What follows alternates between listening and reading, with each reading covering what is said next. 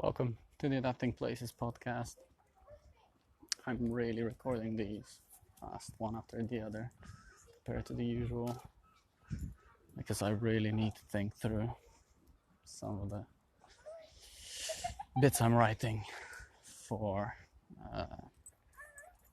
this course on the philosophy of emotions. And I've got a supervisory meeting this week where I really need to make some decisions about the PhD and how much focus really to take away from other things and zone in on the discussion of rationality and emotion and certain decisions. And it's interesting just how I feel like I've selected the topic for my PhD, which is kind of in the area of vocational choice, which is I've tried to be so charitable in arguing against rationality and limited rationality, but I feel like lately I've really felt the urge to really go back from what has felt like a type of mental gonzo journalism where I've held an opposing view just for a very long time, just to really explore it in detail and see why we really truly do need something like rationality, even if it's a broad sense. Rationality, kind of just what people would call reason, and being able to reason with somebody. And I feel like I wrote it in the conclusion of the essay I'm writing, that I think that, because the title is, in what sense could emotions be ever deemed as rational? And I really do want to put in a very limited sense. At the end of the day, it's in a limited sense they could be deemed as rational, because while I do believe they don't sit orthogonally to rationality, emotions are a different thing. They're a different tool for a different thing, oftentimes. But thinking about these limited cases where, as I mentioned in the previous episode, where following your heart is kind of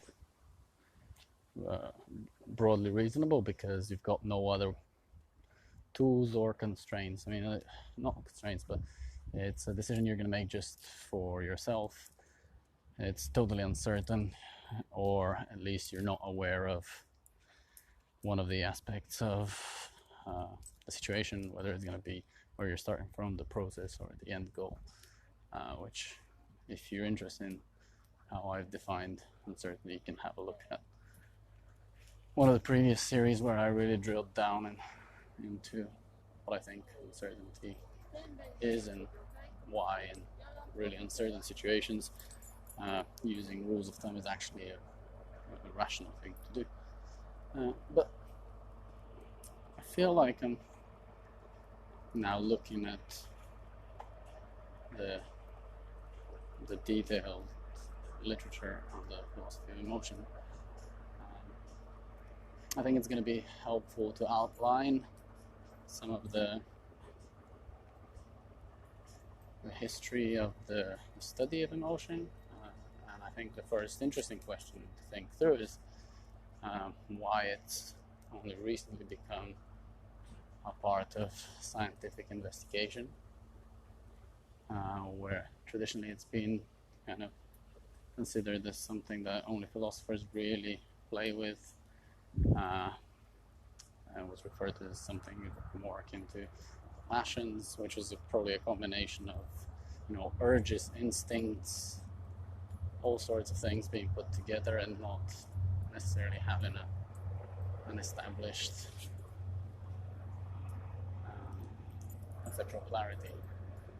But I guess this is the funny thing about emotions. They're not, necessarily conceptual, all of them.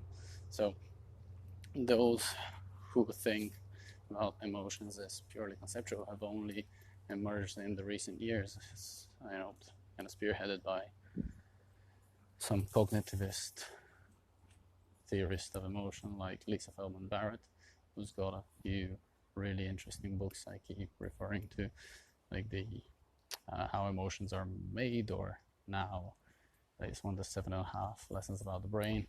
They all make a lot of sense in the way they bridge the gap between neuroscience and the philosophy of emotions.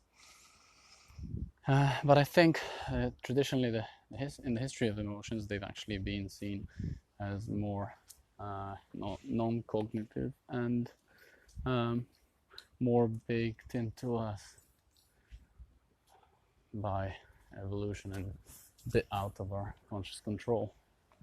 So at the extreme, you have the other extreme. You have the James Lang theory, who I found from watching a philosopher. Oh yeah, this way. Sorry, still walking the dog, doing this. And yeah, so I found out from a philosopher that apparently it's Lange. So it's the James Lange theory of emotions as bodily feelings, which basically excludes out of its focus anything that doesn't have a bodily footprint on it. So feelings and emotions in that way could be argued to be separate. And I'm not going to cover the details of that because I'm not an expert at all. I just found it interesting that even within them there was quite a disagreement between James and Lang, and only later in the way that the theory has been presented. It's been presented as a unified theory. But, let's put those in the two antipodes, two extremes. And then, yeah, as we are moving towards the middle, there are people like the writings of Paul Ekman, who has argued for a universal set of emotions, following in a Darwinian tradition, using some of the insights from his research with a variety of groups of people over time. And I think he takes it a bit too far by arguing that there is, a universal set of emotions, but also then they have this consistent footprint. The anger has a specific face to it, and this is actually the sticking point between him and Feldman Barrett, who criticizes his methodology quite a bit. But I do personally believe there is such a thing as universal emotions, but limiting the set of how many to just the basic ones, like Ekman does, like 5 or 6 basic ones, like the Inside Out cartoon, is a bit much. And also expecting that they all have this average footprint on the face is a bit much, given how much cultural difference there is. But at a more abstract level, there could be universal emotions that are natural. And I guess on the other side, in between, kind of middle quartile, whatever you want to call it, not extreme cognitivist, but not extreme, but not on the side of that much naturalism, is kind of the philosopher Jesse Prince, who talks about gut feelings and emotions as non-cognitive, but at the same, they're kind of, actually I don't know if I've understood it in its entirety, but I feel like his is where I land the most. There is a cognitive component to emotions where you can kind of, it's telling you something about what you're perceiving from the world, but it's not specific, oftentimes misfires, and you gotta learn what to make of it. And the specific examples that have been intriguing me for a very long time, but I guess they are unacceptable somehow in the discussion of how scientific research actually works, are those feelings of eureka, when you feel like, after doing loads of primary data collection, you get these moments of aha, eureka. Because I guess oftentimes they do misfire. I mean, even eureka itself, that moment when Archimedes gets that feeling, think about it. He's going into a bathtub of water and, you know, changing your state, whether it's going to be hot or cold, feels a certain way. And if you try to ascribe that to some sort of a synthesis that you've been working on in your head into, you know, some theory, sometimes it might be misleading, you know, just because it's going to be really memorable because your body felt under a certain state. And I definitely know that when I do long ultra distance running, I do it for that kind of feeling, because pressure seems to force you to think through things differently, or things appear onto the surface that wouldn't have. So whenever I'm stuck, I actually go for one of these long ones.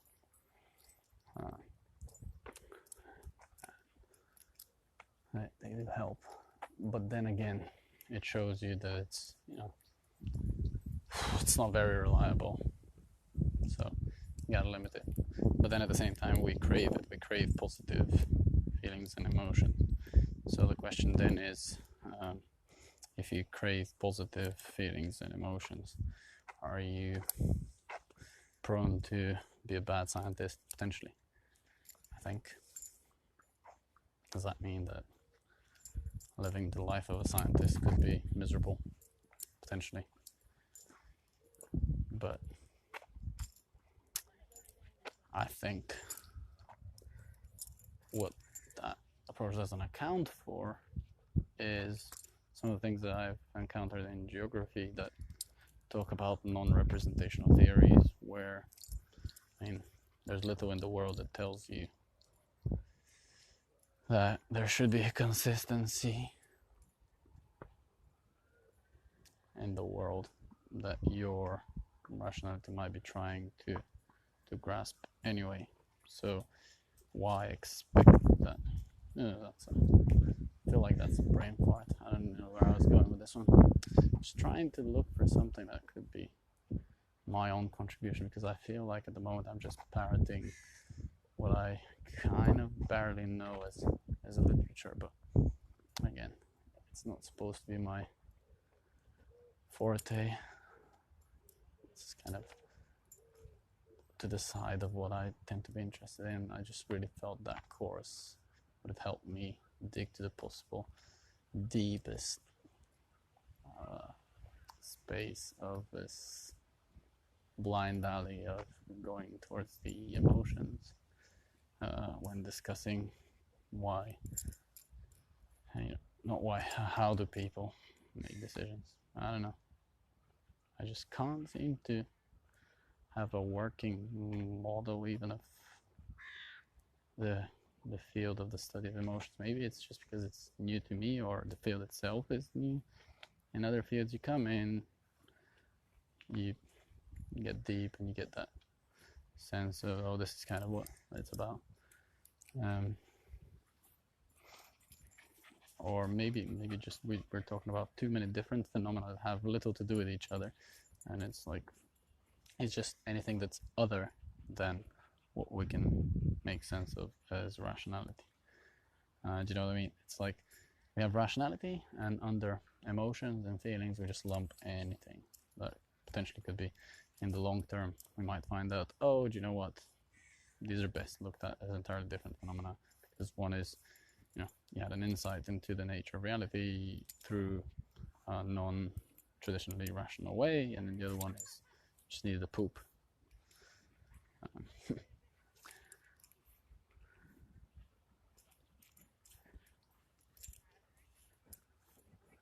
Yeah, I'm feeling like it's probably not as fresh as the previous one, but sometimes you just gotta have brain farts in public to think through things better next time. Hope this is helpful for my writing session tomorrow. Don't know if it's going to be helpful to anyone else to listen to this, but it's going out.